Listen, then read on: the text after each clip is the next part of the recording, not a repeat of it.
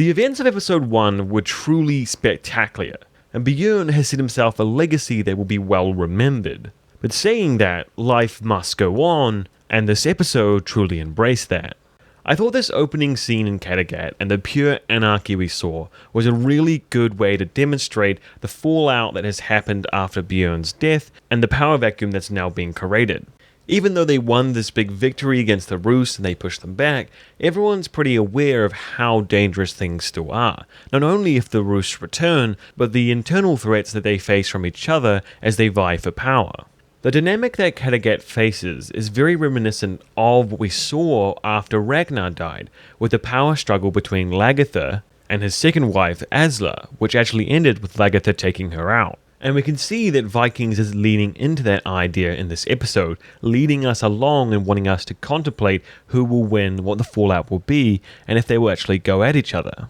It's always interesting in these early days, right after someone's death, right after some big change, to see these tentative moves as people reach out and try to be a bit ambitious and go for power as the early bird gets the worm, but we can see some of the characters like Gunnhild and Ingrid are actually a little bit hesitant to move on too quickly, even though they know they have to. It's also been really interesting to watch Erik kind of take this central role in all the political intrigue happening in Kattegat. He expresses his desire and ambition to be partners with Gunnhild, and we see him encouraging her to take that role as queen. So when he goes to Ingrid and asks her about her plans, what she wants to do, and even pretends to kind of back her and encourage her, it's clear Vikings wants us to believe that he's just leading her along to get information. But they always like to leave us in limbo, not trusting anyone, not understanding who's he actually being honest to and truthful, what his actual ambitions are. And this uncertainty and tension kind of draws us in and places us among them as we invest more into the mystery and the intrigue. And then we get that very confrontational dinner between Gunnhild and Ingrid. Gunnhild discovering and believing that Ingrid actually might be with Bjorn's child really makes everything step up a gear. Her having the heir and descendant of Bjorn Ironside really gives her a lot of credibility and mandate to become the next ruler of Kattegat. And that alone could have been the incubus that led to her jumping ship, discarding her hesitation, and really committing with Erik, because you need at least one good ally. And I thought the way they closed out the episode, with Erik leaving in a hustle, taking his sword with him, and implying some pretty interesting things about maybe him taking out the competition, ended up setting up a really nice cliffhanger for that next episode, getting us even more excited to see how this resolves.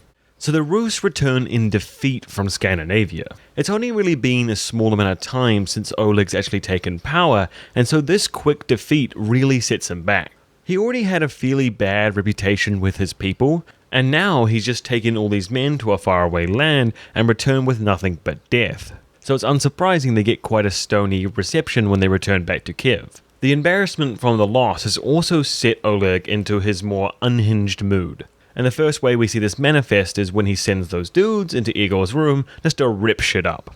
It almost seemed like he was deflecting his anger onto Igor, like a drunk father breaking his kid's toys after his favorite sports team loses or something.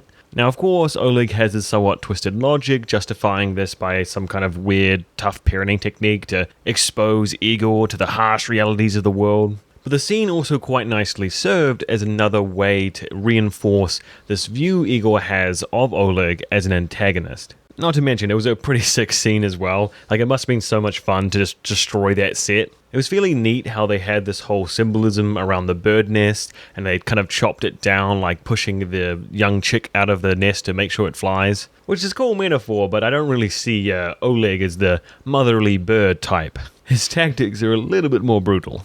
Now, the next classic Oleg move we saw was when he made all those military officers essentially dig their own graves.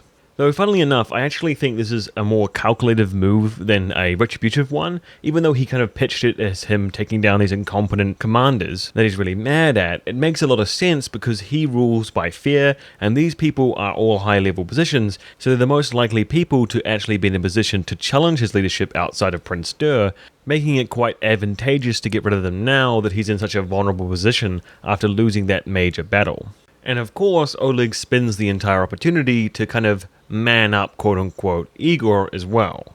For me, it was interesting because it seems Oleg's doing these things to kind of gain control over Igor and showing him who's boss and whatnot. But interesting enough, we see again Igor turns to Ivar for affirmation, for assurance of whether he should actually kill the man or not, and it's only when Ivar gives him the nod that he goes for it. Now, we've seen over the entire Rus arc, they always do these gory, intense scenes so well. They never hold back in showing how far Oleg will push the bounds of humanity, how cruel and vicious and brutal he truly can be, especially when he's not happy. And the shot we got at the end with Igor when he has the blood on his face is a very good example of how Oleg said he was going to spoil his innocence. So this entire event kind of adds on to a lot of those other scenes we've seen in the past for Vikings, where they're building up Igor more and more to have these bad influences get to him. It's very clear that Oleg doesn't trust Ivar, and for very good reason, and so he's trying to assimilate Viksid into his group to get more loyal people around him because he's going to need their protection.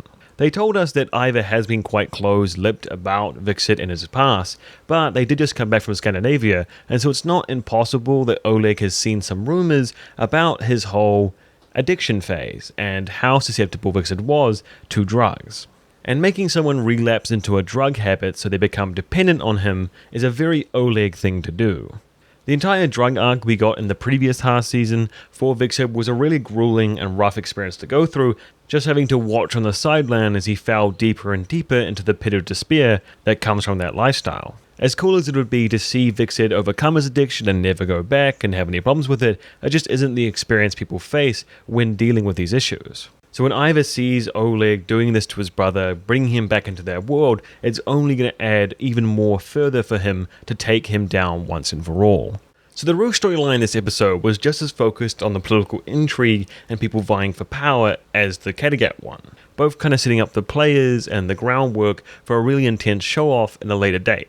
Prince Stur finally makes his return and shows up personally to tell Ivar the plan. And Katya finally moves up her seduction level to max. I thought it was really neat to see how they blended together Gunnhild and Katya both kind of using sex as a way of control and political influence. As they say, everything's about sex except for sex, which is about power. And this episode was definitely about power. It even seemed that Katya was actually able to get Ivar to spill the beans about Stur's plan, making the mystery of whether she's actually a plant for Oleg or really in love with Ivar much more important, as now she has a very valuable piece of information. Or at least they want us to believe that that's what the case is. And that's what I love about these kinds of episodes. You don't know who's honest, what people's real goals are, and who's going to come out on top. And this really brings you into the episode like you're living those moments with the characters like Ivar, and that uncertainty makes it so much more fun to watch what happens. So a really solid episode for the Rus storyline. So word of Bjorn's death makes it all the way to Iceland, but Ubbe is still dead set on his mission of finding this golden land. Ragnar warned Bjorn of the different challenges he would face when he pursued power, and how he would have to lower himself to be able to get it. And it seems that Ragnar gave the same message to Ubbe, who took it more to heart. The stance actually baffles Flatnose quite a lot, because he always presumed that if someone was ambitious, it meant they wanted to become kings, to climb the hierarchy, to be more famous. But Ubbe is very ambitious. He wants to discover a whole new land, to take on challenges no one else is willing to take. It's simply the way he channels his ambitions and the task he chooses to take on that set him apart from his brothers and other Vikings. So Torvi getting the stories from Ubbe about what Flatnose has done and seeing the arguments between Athelstan and him is starting to get more worried about their safety on this long journey where they'll be exposed to the elements and every person must trust and rely on everyone else. For the most part, Vikings puts out this kind of gentle, fatherly vibe from Athelstan, and this is the first moment where they're showing us something's a little bit off with him, Ubbe even mentioning so to Torvi when she brings up the topic.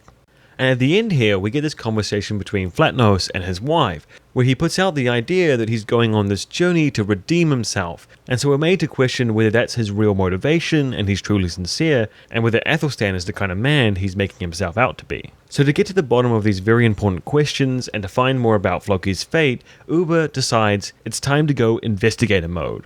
I really love this scene we got here. It reminded me so much of what Tyrion did in Season 2 of Game of Thrones, where he's playing them off each other. Normally Ubbe puts out a pretty nonchalant vibe, but he's actually very capable when he puts his mind to it. So we can see him pretending he's on the side of each of these characters and getting into their head. They very intentionally edited this so that we didn't get the full conversation from each party, and we were left a little bit in the dark about their full plans and what he actually proposed to them, giving us that suspense and tension that we had in the other storylines here in Iceland as well. And even though it's on a smaller scale, they're still doing the same political intrigue and setting up for some major confrontation down the line. Overall, I really did like this episode, but it was just setting up the foundations for the story continuing after Bjorn's death. Every character knows the stakes are high and things are going to change, so every decision and alliance and person they trust has to be made very carefully. But as Gunnhild says, one does not truly control their own fate, and at this point, only Odin knows who the victors will be. So now, I guess it's on to episode 3. Thanks for watching. We're doing reviews on every single episode of Season 6 Part B, so if you're not subscribed and you want to check those out, make sure to hit that big button below.